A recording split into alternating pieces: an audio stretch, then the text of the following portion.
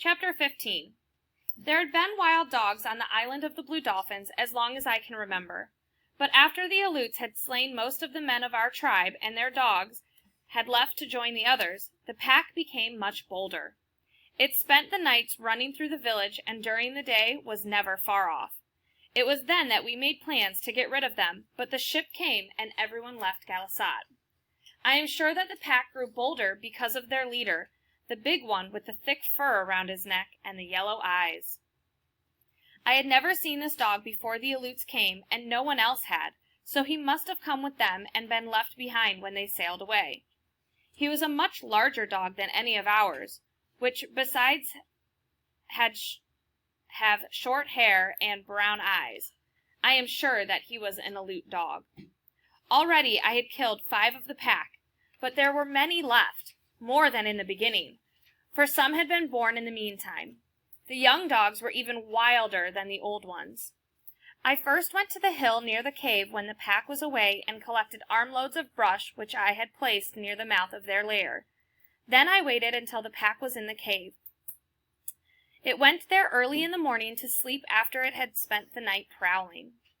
I took with me the big bow and 5 arrows and 2 of the spears.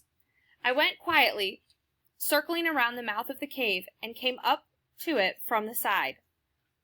There I left all of my weapons except 1 spear. I set fire to the brush and pushed it into the cave. If the wild dogs heard me, there was no sound from them. Nearby was a ledge of rock which I had climbed, taking my weapons with me.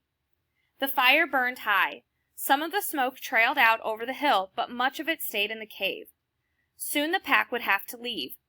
I did not hope to kill more than 5 of them because I had only that many arrows, but if the leader was one of the 5, I would be satisfied. But if the leader...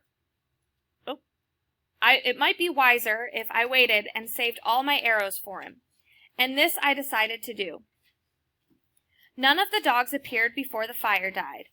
Then 3 ran out and away. 7 more followed, and a long time afterward like a number.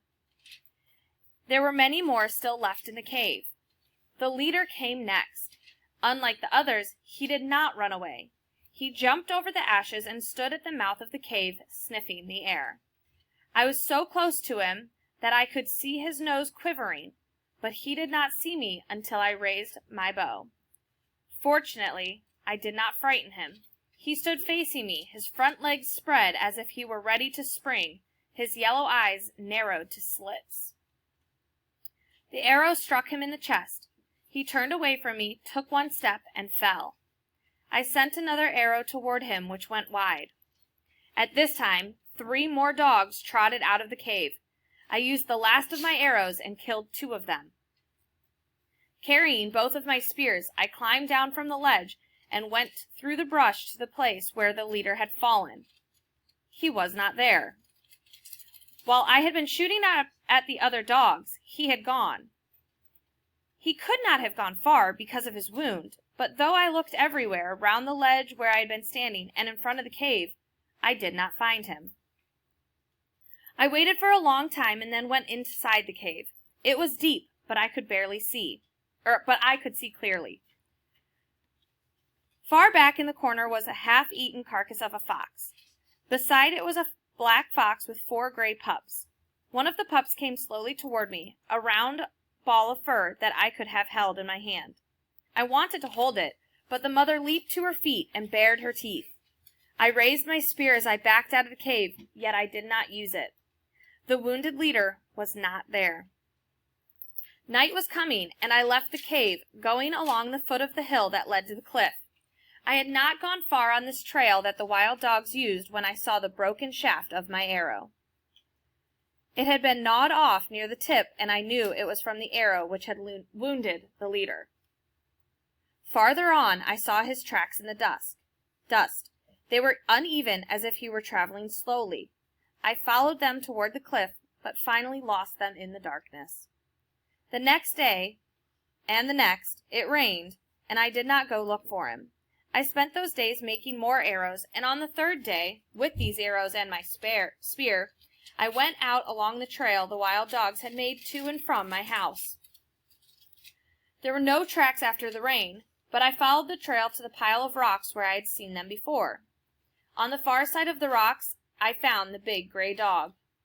He had the broken arrow in his chest and was lying on with one of his legs under him. He was about 10 paces from me, so I could see him clearly. I was sure that he was dead, but I lifted the spear and took good aim at him. Just as I was about to throw the spear, he raised his head a little from the earth and then let it drop. This surprised me greatly, and I stood there for a while not knowing what to do, whether to use my spear or my bow. I was used to animals playing dead until they suddenly turned on you or ran away. The spear was the better of the two weapons at this distance, but I could not use it as well as the other, so I climbed onto the rocks where I could see him if he ran. I placed my feet carefully.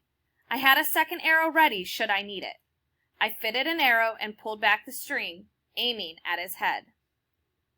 Why I did not send the arrow, I cannot say. I stood on the rock with the bow pulled back and my hand would not let it go. The big dog lay there and did not move, and this may be the reason. If he had gotten up, I would have killed him. I stood there for a long time looking down at him, and then I climbed off the rocks. He did not move when I went up to him, nor could I see him breathing until I was very close. The head of the arrow was in his chest, and the broken shaft was covered with blood. The thick fur around his neck was matted from the rain. I did not think that he knew I was picking him up, for his body was limp, as if he were dead. He was very heavy, and the only way I could lift him was by kneeling and putting his legs around my shoulders. In this manner, stopping to rest when I was tired, carried him to the headland. I could not get through the opening under the fence, so I cut the bindings and lifted out 2 of the whale ribs, and thus took him into the house. He did not look at me or raise his head when I laid him on the floor, but his mouth was open and he was breathing. The arrow had a small point, which was fortunate, and came out easily, though it had gone deep.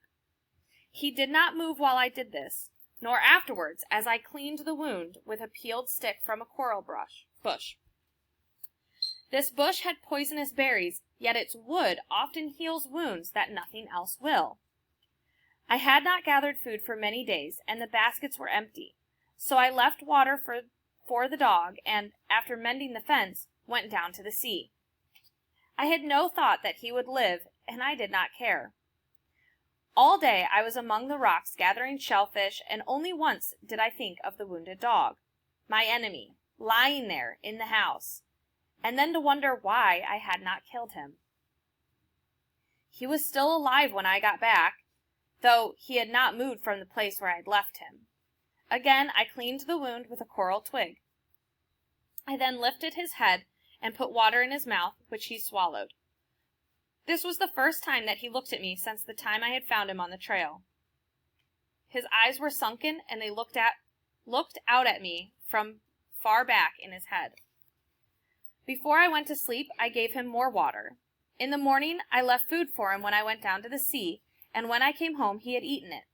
He was lying in the corner watching me. While I made a fire and cooked my supper, he watched me. His yellow eyes followed me wherever I moved. That night, I slept on the rock, for I was afraid of him, and at dawn, as I went out, I left the hole under the fence open so he would go. But he was there when I got back, lying in the sun with his head on his paws. I had speared 2 fish, which I cooked for my supper. Since he was very thin, I gave him one of them, and after he had eaten it, he came over and lay down by the fire, watching me with his yellow eyes that were very narrow and slanted up at the corners. 4 nights I slept on the rock, and every morning I left a hole under the fence open so he could leave. Each day I speared a fish for him, and when I got home, he was always at the fence waiting for it. He would not take the fish from me, so I had to put it on the ground. Once I held out my hand to him, but at this he backed away and showed his teeth. On the 4th day, when I came back from the rocks early, he was not there at the fence waiting. A strange feeling came over me. Always before, when I had returned, I had hoped that he would be gone, but now, as I crawled under the fence, I did not feel the same. I called out, "Dog, dog!" for I had no other name for him. I ran toward the house, calling it. He was inside. He was just getting to his feet, stretching himself and yawning. He looked first at the fish I carried, and then at me, and moved his tail. That night, I stayed in the house. Before I fell asleep, I thought of a name for him, for I could not call him Dog. The name I thought of was Rontu, which in our language means fox eyes.